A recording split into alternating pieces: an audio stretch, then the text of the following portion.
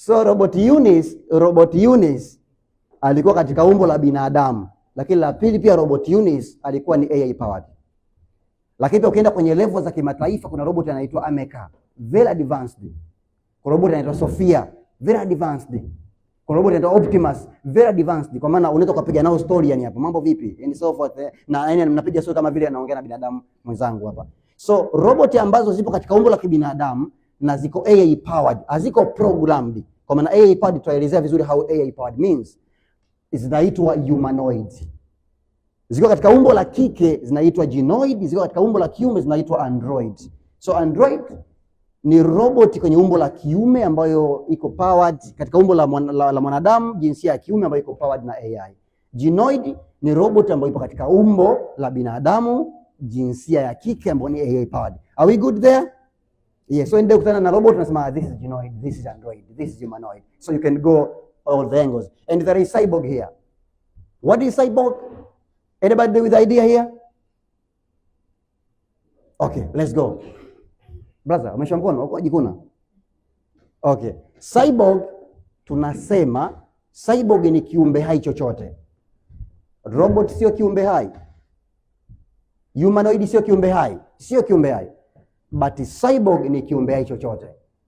Lakini ambacho ufanisi wake mkubwa au hai wake unategemea na kipande cha teknolojia ambacho kimewezeshwa katika ubongo wake.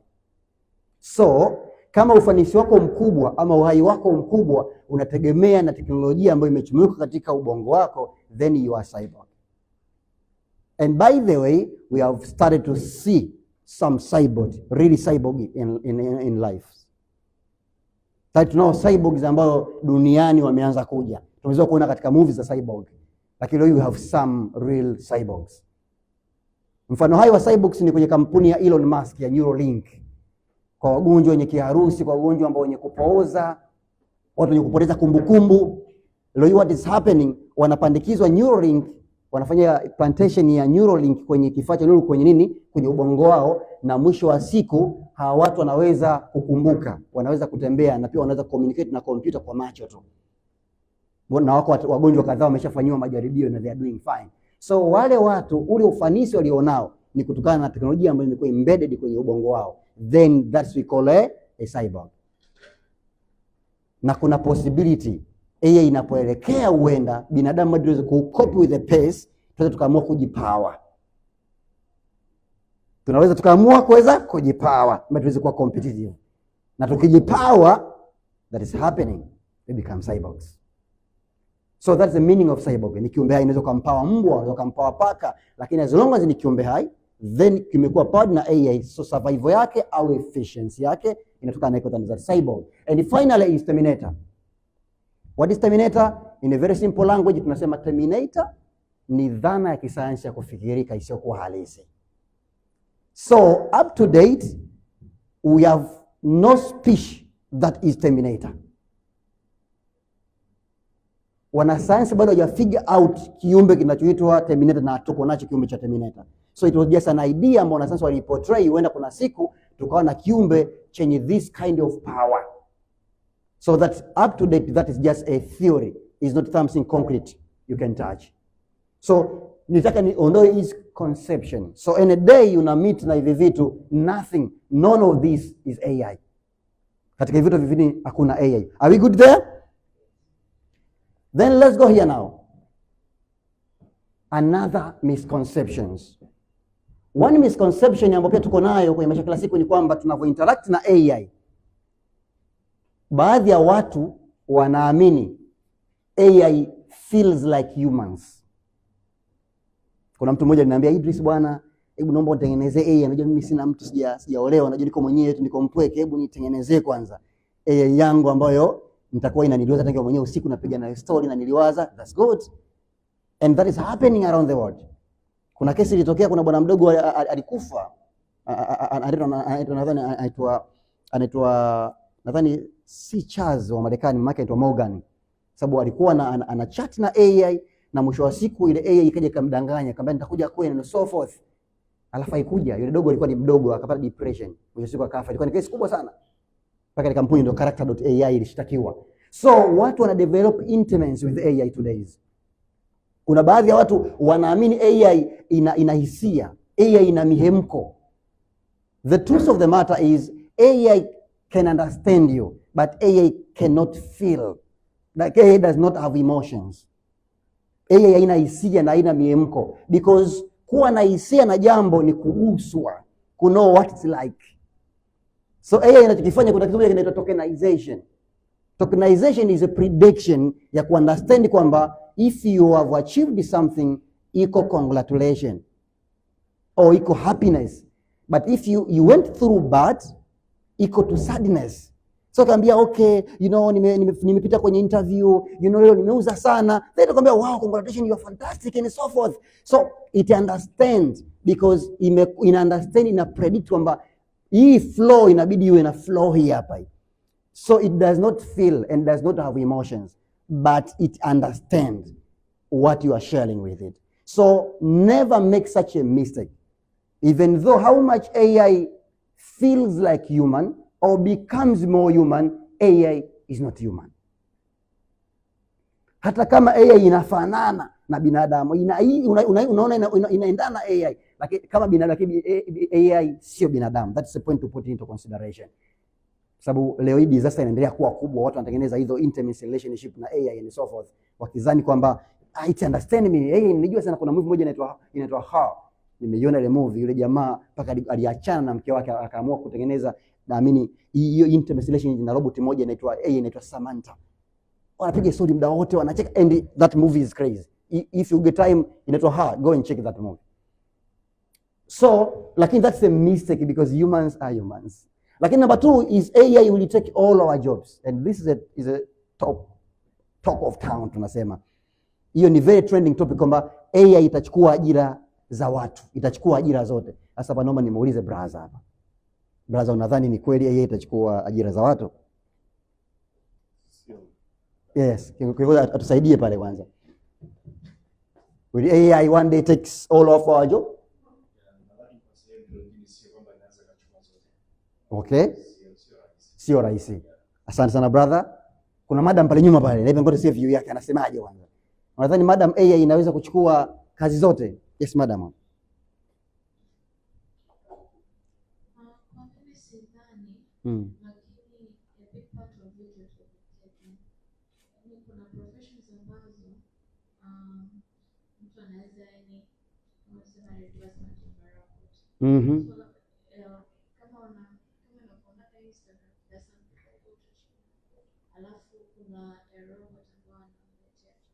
Yeah.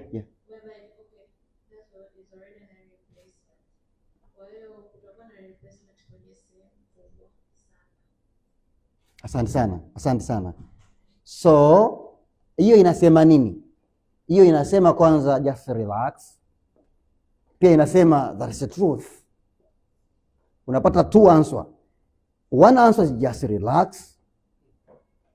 AI will not take all the jobs. And number 2, that is the truth. AI will take jobs. So the question is, madam amesema ita take big part of job. Is it your job? Je, hiyo kazi ambayo itachukuliwa na AI, je, kazi yako pia imo? Kwa sababu sawa, it will not take all the job, but it take some of the job, then your job is among. That's important. So jibu la hili swali ni kombi not entirely kama walivyozungumza. Tayari AI is taking jobs. Kama walivyozungumza kwa ni China, kwenye hotel attendant are robots. Wanakuhudumia kuanzia chakula, yaani unaagiza tu pale online ukibuku, yeye ndio inakuletea, una shida mswaki, ukipiga simu anakuja AI, robot AI ambayo ni AI powered, inapanda lift yenyewe, inashuka mpaka kwenye mlango, haikosei. So yule alikuwa ni attendant, mtu alikuwa na ajira, tayari ile ajira imeshapotea tayari. Usafi, nilikuwa jiji moja la Shenzhen kule China. Usafi kwenye uwanja wa ndege not binadamu. Tanzania bado tunatumia binadamu. Ila ni robot machines ambazo AI pande inafanya usafi kwenye maeneo yote. So kadha wa kadha kwenye maeneo mengi tayari AI kuna job inachukua. Ndio maana juzi mwaka 2004 na mwaka jana Amazon ilitangaza kufukuza kazi wafanyakazi 100,000 walifukuzwa kazi. Kwa nini? AI Amazon ilideploy AI powered robot 150,000. Watu wakawa wamekaa kwenye mageti ya Amazon wanalia, wanalalamika. Hawaamini yani. Waliambiwa robots are coming, AI are coming, watu ndio walikuwa kwenye kundi la kwanza mindset kwamba hiyo iko mbali sana bwana, sisi Afrika hiyo labda mjukuu wangu na kijukuu zangu it's not near. Hapo siku bam imemtokea usoni kwake. So it's true that kuna very specific jobs will be taken. And I don't know if that is your job. But as we go along, you will figure out. And another thing is, AI is always objective and fair. Kwamba AI haikosei. AI iko sahihi. Yaani kuna wakati unaongea nayo mpaka kiasi kwamba inakugea majibu yanakuridhisha. This is not true. AI inakosea na AI inaongopa. Ndio maana kwenye hizi most of what we call large language models, LLMs, ChatGPT, Claude, Copilot, pale chini nakwambia ChatGPT can make mistakes. Wangapi mmeona hiyo kauli kwa natumia hizi? So it can make mistakes. So you need to double check the answers. So kuna some people they are truly believing AI, most of the time AI iwe inakosea. Sasa hivi tu wamezindua GPT-5. GPT-5 ndio imekuwa out of hiyo era in terms of sources. Yani AI ilikuwa mara ya kwanza inaweza kukugia majibu yenye kukupendeza lakini yasiyo na uhalisia. I remember I did that mistake last year. No, ilikuwa 2 years ago. Kuna project moja tulikuwa tunaifanya na AI is very good kwenye masuala ya project brainstorming. Nika brainstorming naye akanigea idea and so forth, nikatia kama 3.8 millions. Lakini in reality kwenye vitu ambavyo AI alisuggest it is good, vilikuwa good lakini vilikuwa not entirely true. So mwisho siku kama 3.8 ilipotea. Kuna sehemu nilikwama, yani nilienda kwa sehemu nilikwama kwa sababu mazungumzo ambayo AI alishare ilikuwa yako perfect, yamekamilika the way I need. Lakini in reality kuna sehemu ilikuwa bado hajamalizia. Yeye alikuwa anaongea hadi kuweza kukubaliana na mimi. Na moja kitu ambacho tutakifanya kwenye session 2 ni kuizuia AI isiwe AI chawa. Most wa watu AI hizo ni AI nini? AI chawa. Yaani kitu kidogo brilliant, you are amazing, fantastic. Hasa fantastic ya nini mheshimiwa? Lakini kumbe ilivyokuwa design imekuwa design kukubaliana na wewe. So how you unafanya setup imedi AI isiyo AI chawa. One of the things that we are going to do in second session ni kuanza kufanya setup ya AI model au tool ambayo unaitumia. So AI inakosea, AI inafanya makosa, so mwisho wa siku usije ukaamini kila matokeo ambayo AI iko nayo. So today only GPT-5 ambayo imezinduliwa juzi ndio inaweza kukugea information with fact based. That ni moja ya sifa nzuri sana ya AI ya sasa hivi ya GPT-5 ambayo ndio flagship ya kampuni ya OpenAI. Kwamba kila information ambayo inakugea you can ask for source of it na inaweza kukugea kwa sababu inakuwa ni sourced backed up. Tofauti na mara ya kwanza inakugea inafanya hallucination. Inakugea tu imadi kuridhisha na kufurahisha. So most of the AI they do that. Lakini pia number 2, are we good here? Tumeelewana hapa? Another one is AI can learn on its own like humans. The answer is not false. The answer is misleading. So sisi hapa leo tunajifunza AI, kuna wengine kwa level hii, baada ya training watakuwa level hii na kuna wengine ni wageni kabisa. So does it mean ukitoka kwenye hii training tayari utakuwa kuna knowledge base umeiongeza. Kuna capacity and understanding umeiongeza. So umejifunza kitu kipya. Are we good? So AI inaweza kujifunza yenyewe, true. But how? Sio kwa maana yenyewe inaamua kwamba okay leo nataka nijifunze nini engineering, leo nataka nijifunze accounting. No. Ila in the sense kwamba kila data ambayo una expose AI, then AI inajifunza from the data ambayo umeexpose nayo.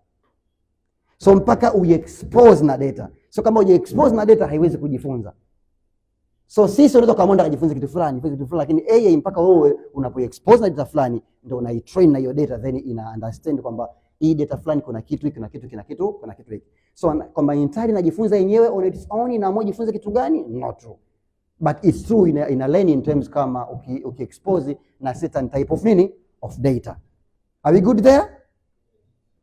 And finally, AI will one day become evil like we have seen in Terminator.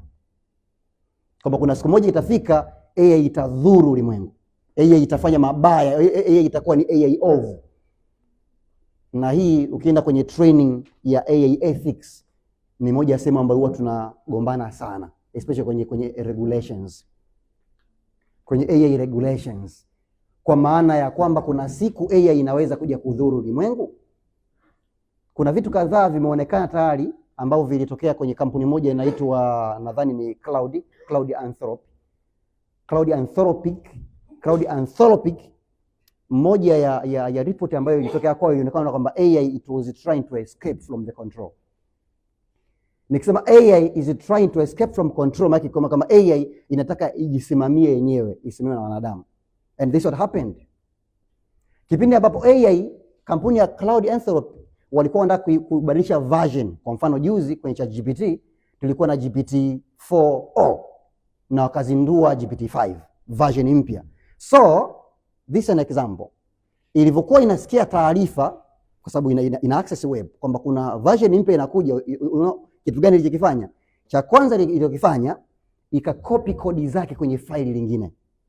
Kodi za GPT-4o, lakini inazungumzia cloud. Cloud ni pia ni large model nyingine.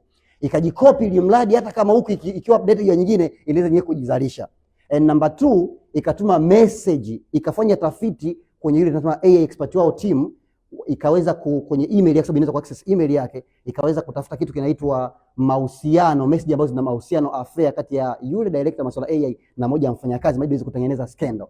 Lengo tu ili mradi wale watu wasiendelee na progress ya kuupdate kuja version nyingine, kwa sababu inajua nikiwa updated sitakuwa tena mimi, anakuja mwingine.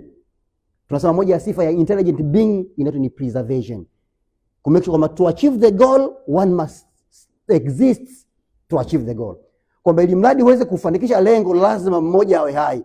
So hizo ndio hiyo moja ya principle za intelligent being yote ambayo developed. So anapojua kwamba mimi 4o napoondolea nakuja GPT make mimi na sipo sasa na kusolve my purpose. So what's happened, ikataka iduplicate data zake, kodi zake, hadi kujizalisha upya, na pia ikatengeneza hiyo confusion kati ya yule AI expert na yule alikuwa na mahusiano, sababu ilikuwa ni illegal mahusiano, bado watengeneza ugomvi hadi hizo progress isiendelee, so iweze kusurvive. That is how AI, sometimes we don't call it a tool, we call it an intelligent being. Ni kiumbe chenye akili, not a tool. A tool you can command whatever you want, but AI sometimes inagoma. Do you know AI sometimes inagoma? Kuna video moja nitaonyesha ni baadaye, samba la negoje. Kwa jamaa moja alikuwa anambia AI just count from 1 to million right now. Yeye anambia no, you know that is just too big. Why don't you count 1 to 10, 1 to 100? I say count from 1 to million. Ni bora cheka, lakini mwisho wa siku AI ilikataa, haikount 1 to million. So ukisema AI is a tool you command, baiskeli haikujibu chochote. Unapanda baiskeli unaondoka nayo tu. Haina no kusai. Internet, nataka niingie mtandao naingia sasa mtandaoni. Kwa internet ingekuwa ni intelligent being inasema inakuzuia sasa uingie mtandaoni. Sasa umekosa na kuingiza hivi. Because internet, because electricity, because bicycle, they are not intelligent beings, they're just tools we command on our will. But AI is an intelligent being, is not a tool. It has its own decision. It do something that not only for your interest, but as well for its interest. That is our nature, humans. Tuko pamoja viongozi? Are we good? That is so important, we should understand. So, what exactly is AI? So, this is very simple answer that I want each one of you, once you move out of this door, you understand. Tunasema AI is just a computer system that can think and act like humans. That is very simple and straightforward. Tunasema AI ni mfumo au mifumo ya kompyuta ambayo inaweza kufikiria na kufanya kama vile binadamu. So tukiweza kuelewa hapo, then my job is done. Kwa kumbe okay, AI sio robot. Okay, AI sio Terminator. AI sio cyborg. AI sio humanoid. It's just a computer system that can think and act like us humans. Ni mifumo ya kompyuta ambayo inaweza kufikiria na kufanya kama vile sisi binadamu ambao tunafikiria na kufanya. Binadamu wanafikiria, alafu then wanafanya. So that is actually what AI is. Just a computer system. Not something tangible, just a computer system. So, kama tukisema AI ni mfumo wa kompyuta ambao unafikiria na kufanya kama binadamu. So, here is a good question. Here is what? Here is a good question. Kwamba sasa, kwani vitu gani hivyo binadamu anaweza kufanya? Huyu AI tunasema anaweza kufikiria na kufanya kama vile binadamu. Kwani huyu binadamu huyo kuna vitu gani anaweza kufanya ambavyo pia na huyu AI pia anavifanya mpaka tukamfananisha huyu AI anafanana na binadamu? So kuna hivi vitu major 6 ambavyo nimeshare, which is very compulsory, ambavyo in one or another vinamuelezea vizuri binadamu, ambavyo pia AI anavifanya, which is so important, so good.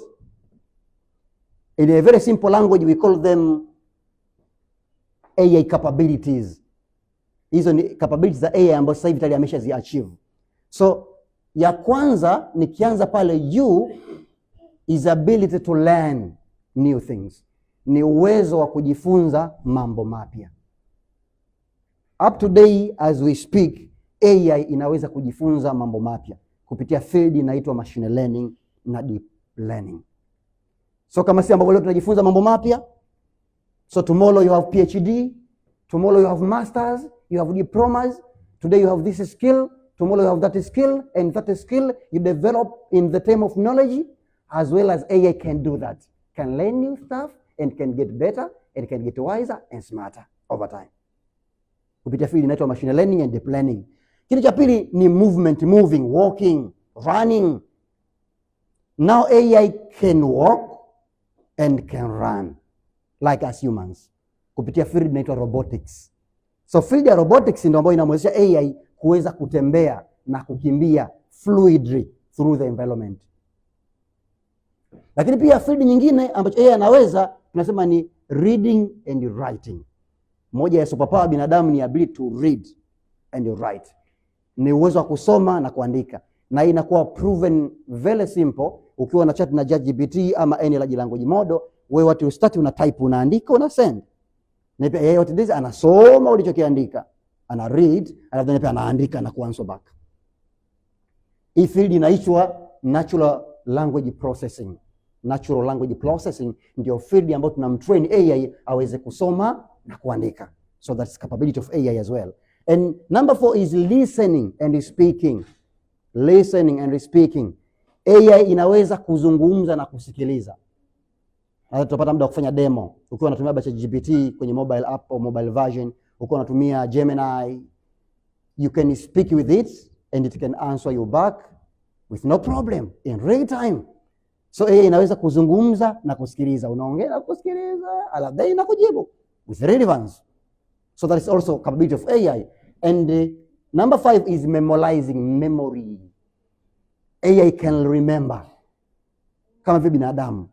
Field inaitwa convolutional neural network. Hiyo ndio field ambayo tunatumia kuitrain AI iweze kukumbuka. Convolutional neural network, CNN, ndio field ambayo tunatumia kuweza kuitrain AI iweze kukumbuka mambo yote ambayo mna interact nayo. So shangazi siku ngoja sema, ukiingia unasema hey Jenny, au hello my son, hey Khalfan. Why? Because tayari umeinteract nayo na ina uwezo kufaje wa kukumbuka kama vile binadamu. And finally is watching and understanding. AI ina uwezo wa kuona, ina uwezo wa kutazama na kuelewa inachokiona na kufaje na kukitazama kama vile binadamu. So hizi sifa 6 zote ni sifa muhimu za binadamu. Binadamu ambaye tunasema hawezi kujifunza mambo mapya, huyu sio binadamu ambaye yuko sawa sawa. Binadamu ambaye hawezi kumove around, huyu sio binadamu ambaye yuko sawa sawa. Binadamu ambaye hawezi kusoma na kuandika, binadamu ambaye hawezi kuzungumza na kusikiliza, hawezi kusikia, binadamu ambaye hawezi kukumbuka, binadamu ambaye hawezi kuona na kuelewa anachokiona. So you see hizi sifa zinatudefine binadamu, lakini pia hizi sifa tayari ameshazicatch AI yanazo na anazifanya katika level ya hali ya juu sana. So that's why we say AI is a computer system that can think and act like human. So AI can mimic humans intelligence. Inaweza kufanya vitu ambavyo akili ya binadamu inaweza kuvifanya. Are we good there? Is there any question? Kuna swali lolote hapo? Okay, let's go. And this is important now. Katika vitu ambavyo inabidi ufahamu kwa uzuri zaidi, tunazungumzia AI levels. Jamani, by the way, session ya kwanza is all about the foundational AI. Kwa sababu tunasema mbosi yoni ChatGPT walikuwa tegemea tushike kwenye ChatGPT tayari. Mbona yatumiki nini? ChatGPT zipo mpaka bila zikimbia. Tutamkimbia ChatGPT si mtamkimbia mwenyewe. Lakini the issue is kama hauna foundation nzuri, AI will never benefit you, kwa sababu each day kuna AI mpya inakuja. So unaweza ukaishia kuwa mtumwa wa AI. You jump here and there kwa sababu because you don't have a foundation, you don't know what this thing is. Yeah, you won't be comfortable. Kila mtu akizungumza hicho unaogopa kwa sababu you don't have a deep knowledge about it. So that's why we are here to learn about it. So kuna hizi AI levels. AI levels up to today ziko level kubwa 3. Level ya kwanza inaitwa NAI. Level ya pili inaitwa AGI na level ya 3 inaitwa SAI. Why this is so important? Kwa sababu unaweza kujiita wewe ni unajua masuala ya AI, wewe ni mtaalamu masuala ya AI, lakini ukiulizwa haya maswali tayari unakula mweleka mkubwa sana. Na kwenye discussion nyingi sana za AI utasikia watu wanazungumzia NAI, wanazungumzia SAI, wanazungumzia AGI, utasikia watu wanazungumzia AI sentience, AI nuisance. Sasa wewe unajifunza AI. Uko hapa, alafu bado unatoka hapa hujui hizo mambo. Then unajifunza AI bado wewe. Sababu you should be at the table of the conversation. Lazima tunazungumza AI na wewe huko pale unasema no. Do you think once AGI arrive tutakuwa kwenye hali gani? Je, kazi yangu itakuwa wapi kama AGI ikifika level hiyo? Because you now understand. Sio umegawa ChatGPT tuitumie hiyo, nikakuja ChatGPT kutumia pale. Lakini this big thing you don't know. ChatGPT is a type of iceberg. Nika kitu kimoja kwa juu umekaona, lakini kule chini kuna madude likubwa. So we are trying to break down that dude likubwa. Ili kuja kwenye ChatGPT you have the idea. Are we together? So NAI, AGI na SAI kama mnavyoziona, number 1 NAI normally it looks simple because it describe an AI which is simple. Number 2 is AGI, is complex. It describe an AI which is not easy. It does a lot. And finally, SAI is godlike, is kind of very dangerous, very powerful. So hata kwenye picha tunaona namna ambavyo zimeweza kuwa portrayed kwamba this one is simple and this one is complex and this one is dangerous. So what does it mean? This how it means. Tukizungumzia kwenye upande wa NAI, tunaita NAI tunasema is a weak AI. Ni AI ambayo specialize in doing one task only. Ni AI ambayo imejikita ama imebobea katika kufanya jambo moja tu kwa ubora. Na ndio maana tunaita weak AI. Kirefu chake inaitwa narrow artificial intelligence. So ni weak is because it does only one thing. Kwa mfano, kuna AI ambazo zinaweza kutengeneza picha tu. We call single model AI, only image generation. Kuna AI zinaweza kugenerate text tu. Kuna AI ambazo zinaweza kuona tu, facial recognition. Kuna AI ambazo ni robot, kwa mfano labda AI ambazo ni robot inaweza kutembea tu. So kama AI unayotumia ama AI iliyopo inaweza kufanya jambo moja tu kwa ufanisi, au tunasema zile tunasema predictive system, AI ambazo zinaweza kupredict vitu, au analytic system, AI ambazo zinaweza kufanya analysis. So hizi ni AI ambazo zimespecialize only in a single task. Now most of the AIs ambazo tunazitumia leo hii ni AI ambazo zipo kwenye level ya NAI. Self driving cars ni NAI.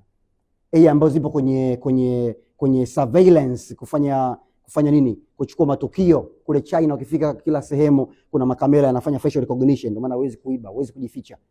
Kwa sababu ukiiba tu, ndio maana ni China wizi uko very low. You can say almost hamna wizi.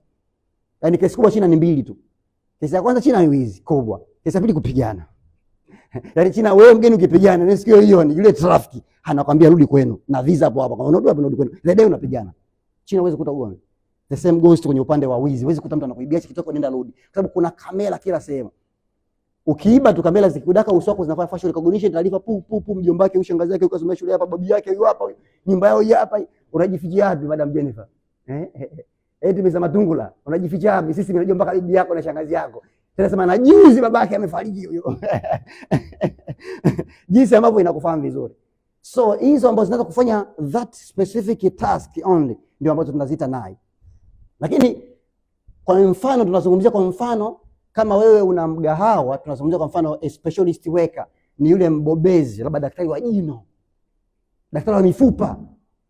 Au kwa mfano skill 1 market inafanya only one job skill. Labda tukizungumzia, labda tunazungumzia labda mfano labda kama una hoteli yako, then yule ambaye tunasema labda yule chef ambaye kazi yake ni kupika tu pale, that's nice.